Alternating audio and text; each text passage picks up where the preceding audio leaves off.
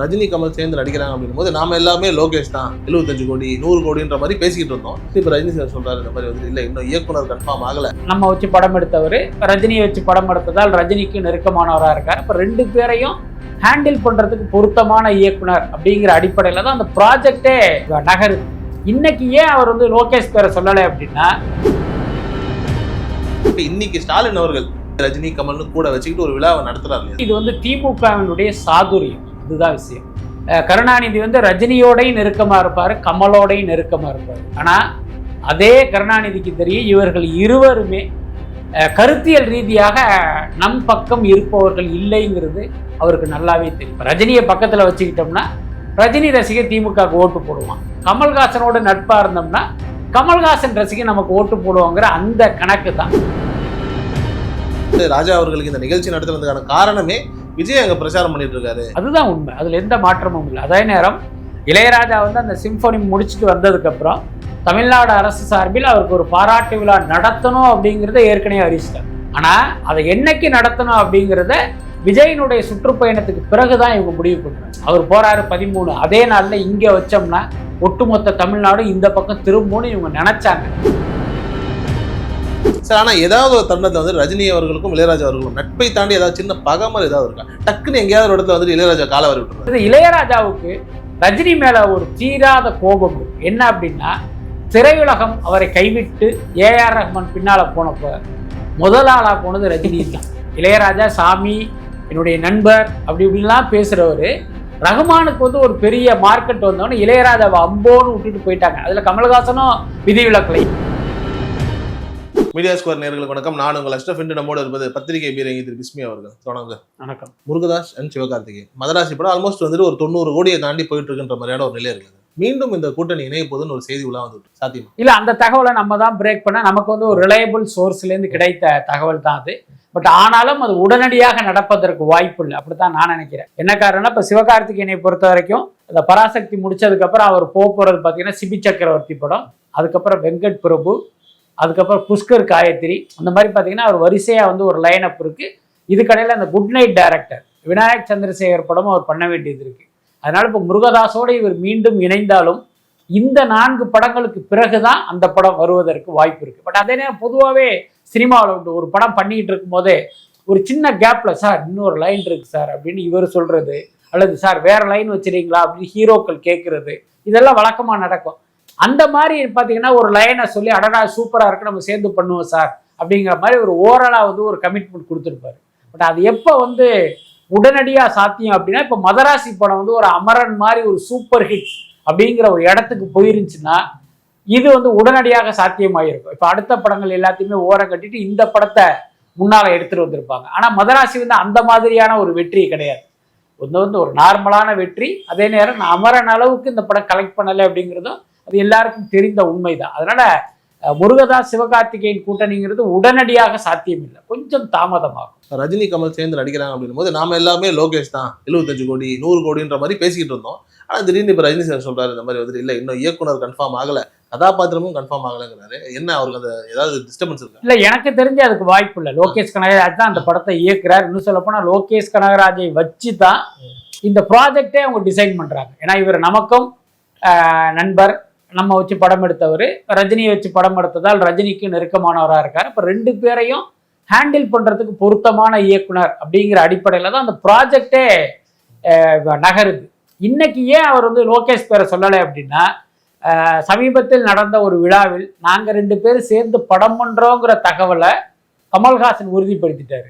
அதை லோகேஷ் தான் டைரக்ட் பண்றாருன்னு இன்னைக்கு ரஜினி சொல்லியிருந்தா கிட்டத்தட்ட அந்த படம் குறித்தின ஒரு அதிகாரப்பூர்வ தகவல் வந்து உங்களுக்கு வெளியில வந்த மாதிரி ஆயிடும். ஸோ அப்படி இல்லாம ஜெயிலர் படம் ஜெயிலர் 2 முடிந்த பிறகு இந்த படம் குறித்து அறிவிக்கணுங்கிறதுனாலதான் ரஜினி வந்து இப்படி ஒரு சஸ்பென்ஸை வச்சிருக்காரு அப்படின்னு நான் நினைக்கிறேன். எனக்கு தெரிஞ்சு நான் கேள்விப்பட்டவரை லோகேஷ் கனகராஜ் தான், அதுல எந்த மாற்றமே. சரி, இப்போ நீங்க ரொம்ப அழகா சொன்னீங்க கமல் அவர்கள் அங்க பிரேக் பண்ணிட்டாரு, பட் ரஜினி இங்க பிரேக் பண்ணலன்னு.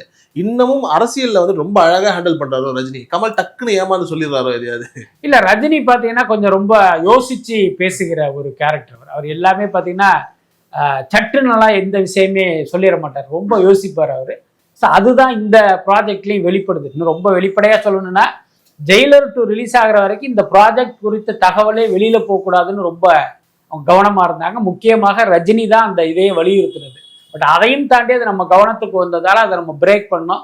அதுக்கப்புறம் அது செய்தியா வர ஆரம்பிச்சிருச்சு. அதனால ரஜினியை பொறுத்த வரைக்கும் பல விஷயத்துல வந்து இந்த மாதிரியான ஒரு நிலைப்பாடு தான் எடுப்பாரு. சார் ஆனா அரசியலுக்கு வர வேண்டிய ரஜினி வரல, வர தேவையில்லைங்கிற கமல் அவர்கள் வந்துடுறாருங்கிறத வந்து நம்ம எப்படி சொல்றது? அதான் அது காலத்தின் கோலம்னு தான் சொல்லணும். ஏன் இந்த வார்த்தையை நான் சொல்றேன்னா 80s நினைக்கிறேன் கமல் வந்து ஒரு பேட்டி கொடுத்துருந்தாரு. அப்போ வந்து அவர்கிட்ட கேட்குறாங்க, நீங்க அரசியலுக்கு வருவீங்களா அப்படின்ட்டு. அப்போ கமல் என்ன தெரியுமா பதில் சொன்னாரு, அந்த ஓட்டு போட போகும்போது நம்ம விரல்ல மை வைப்பாங்க தெரியுமா, அவ்வளவுதான் எனக்கும் அரசியலுக்குமான தொடர்பு. எந்த காலத்துல நான் அரசியலுக்கு வர மாட்டேன்னு கமல்ஹாசன் சொன்னார். அதுக்கப்புறம் கூடுதல் தகவல் என்ன அப்படின்னா, எம்ஜிஆர் கமல்ஹாசனை வந்து தன்னுடைய கட்சியில சேரும்படி அவரே அழைப்பு விடுத்திருக்காரு. எம்ஜிஆர் வந்து எப்பேற்பட்ட தலைவராக அன்னைக்கு இருந்தார். ஆனா எம்ஜிஆர் அழைத்தும் கமல்ஹாசன் வந்து இல்லைங்க நமக்கு செட் ஆகாது, ஆளை விட்டுருக்குன்னு எம்ஜிஆர்கிட்டே ரெஃப்யூஸ் பண்ணிட்டு வந்தவர் தான் கமல். அதுக்கப்புறம் அந்த மக்கள் நீதி மய்யம் கட்சி தொடங்குவதற்கு சில மாதங்களுக்கு முன்பு வரை யாருடைய யூகத்திலும் பார்த்தீங்கன்னா கமல் கட்சி ஆரம்பிப்பார்னு இல்லவே ஒரு பர்சன் கூட கிடையாது. திடீர்னு இவர் ஆரம்பிச்சார். அதுக்கு என்ன காரணம் நான் நினைக்கிறேன் அப்படின்னா, இப்போ ரஜினி வந்து நான் அரசியலுக்கு வரப்போறேங்கிற மாதிரி சொல்லிக்கிட்டே இருக்காரு. இப்போ அதுக்கு முன்னே நம்ம ஆரம்பிச்சிருவோம். அப்போ சினிமாவில் எப்படி நம்ம 2 பேரும் 2 துருவங்களாக இருந்தோமோ அதே மாதிரி அரசியலில் வந்து ரஜினியும் கமலும் இருக்கிற ஒரு காலம் வரட்டும்னு நினைச்சு அவர் போயிருப்பாருன்னு நினைக்கிறேன்.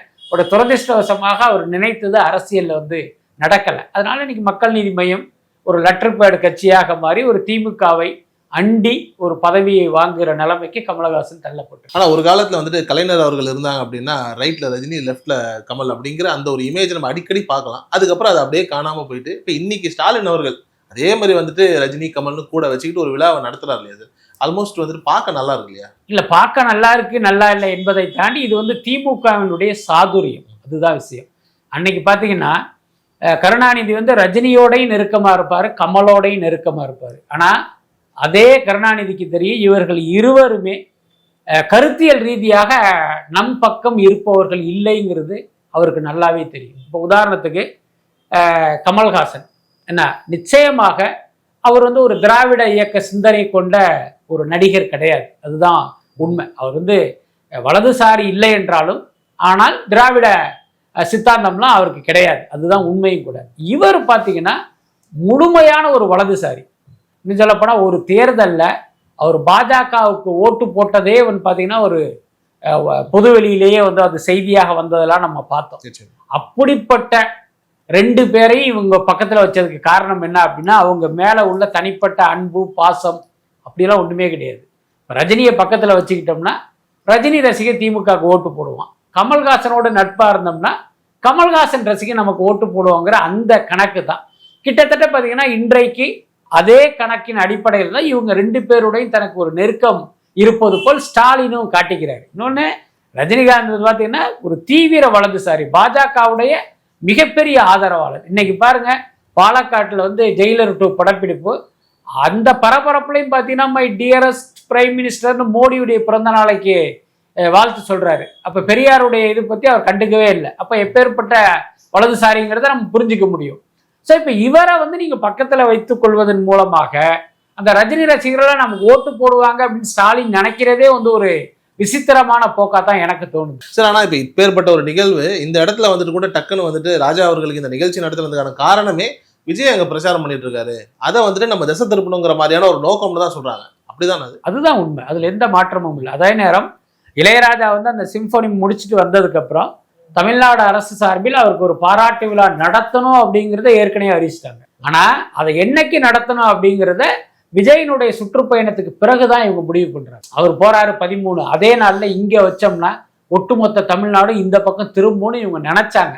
ஆனால் என்ன ஒரு முக்கிய யதார்த்தம் என்ன அப்படின்னா, இளையராஜா என்னதான் ஒரு மிகப்பெரிய இசை மேதையாக இருந்தாலும் இன்றைய இளைஞர்களுக்கு அவர்லாம் ஒரு அவுடேட்டட் இசையமைப்பாளர். அவருக்கு பாராட்டு விழா நடந்தா என்ன, அவர் சிம்பொனி வாசிச்சாதான் என்ன, அதை பற்றி எங்களுக்கு கவலை இல்லை, எங்களுக்கு விஜய் தான் முக்கியம்னு ஒட்டுமொத்த இளைய சமுதாயத்தினுடைய பார்வையை அந்த பக்கம் திரும்பிடுச்சு. எல்லாத்துக்கும் மேலே ஊடகங்கள் இளையராஜாவுக்கு முக்கியத்துவம் கொடுக்குமா விஜய்க்கு முக்கியத்துவம் கொடுக்குமா அப்படின்னா இன்றைக்கு வந்து விஜய்க்கு தான் முக்கியத்துவம் கொடுக்கும். எல்லாத்துக்கும் மேலே விஜயினுடைய முதல் சுற்றுப்பயணம். அப்போ அதைத்தான் வந்து தமிழக மக்கள் மட்டும் இல்லை உலகம் முழுக்க இருக்கிற தமிழர்களை எதிர்பார்க்குறாங்கும் போது இப்போ ஊடகங்களும் அதுக்கு தானே முக்கியத்துவம் கொடுப்பாங்க. அதனால எனக்கு தெரிஞ்சு இந்த இளையராஜா பாராட்டு விழா அப்படிங்கிறது ஒரு பிசுபிசுத்து போயிடுச்சு. அதுதான் உண்மை. ஸோ அதனுடைய வெளிப்பாடாக தான் அவர் வந்துட்டு மேடையில் நின்று சொன்னார் சார், எனக்கு எதுக்கு பாராட்டு விழா, இல்லை இது ஏன் நடந்துச்சு இப்படிங்கிற மாதிரி ஒரு மாதிரியான ஒரு மனநிலையே பேசிட்டு இருந்தார். இல்லை அப்படியெல்லாம் கிடையாது. அது வந்து தன்னுடைய தன்னடக்கத்தை வெளிப்படுத்துகிற மாதிரியான ஒரு பேச்சு. அதே இளையராஜா எப்படி ஒரு முரண்பாடான மனிதருங்கிறதுக்கான உதாரணம் என்னன்னா, இவர் ஏர்போர்ட்ல இருக்காரு, அங்க செய்தியாளர் கேட்குறாங்க இந்த மாதிரி உங்களுக்கு பாராட்டு விழா நடத்துறாங்களேன்ட்டு. அப்போ வந்து இவர் இதெல்லாம் சொல்லவே இல்லை. என்னுடைய இசை நிகழ்ச்சிக்கு அந்த இடம் போதுமா, எவ்வளவு பேர் வருவாங்க, அவங்களுக்கு அந்த இடம் பத்தாதேங்கிற மாதிரியான தன்னுடைய அதிருப்தியை தான் அவர் வெளிப்படுத்துறாரு. புரியுதா இல்லையா? அதெல்லாம இங்க வந்து என்ன சொல்றாரு, என்னுடைய சிம்பனியை வந்து அப்படி மக்கள் ஃபுல்லா கேட்கணும், இந்த இடம் வந்து சின்ன இடம், ரொம்ப கம்மியான ஆட்கள் தான் வந்திருக்காங்கன்ட்டு அங்க பேசுறாரு. அதுக்கப்புறம் எனக்கு எதுக்கு இந்த பாராட்டு அப்படி இப்படின்றதெல்லாம் அது சும்மா, அது வந்து ஒரு மேடைக்காக பேசிய ஒரு பொய்யுரையா தான் நான் பாக்குறேன் சார். ஆனா ஏதாவது ஒரு தருணத்துல வந்து ரஜினி அவர்களுக்கும் இளையராஜா அவர்களும் நட்பை தாண்டி ஏதாவது சின்ன பகமல் ஏதாவது இருக்கா? டக்குன்னு எங்கேயாவது ஒரு இடத்துல வந்து இளையராஜா கால வரி விட்டுறாரு. இல்ல அதுக்கு என்ன காரணம் அப்படின்னா, இப்ப இளையராஜாவும் ரஜினியும் வந்து ரொம்ப ஒரு நெருக்கமான நண்பர்களா ரெண்டு பேருமே தொடர்ந்து சொல்லிக்கிட்டே இருக்காங்க. இவர் வந்து அவர் சாமிம்பாரு.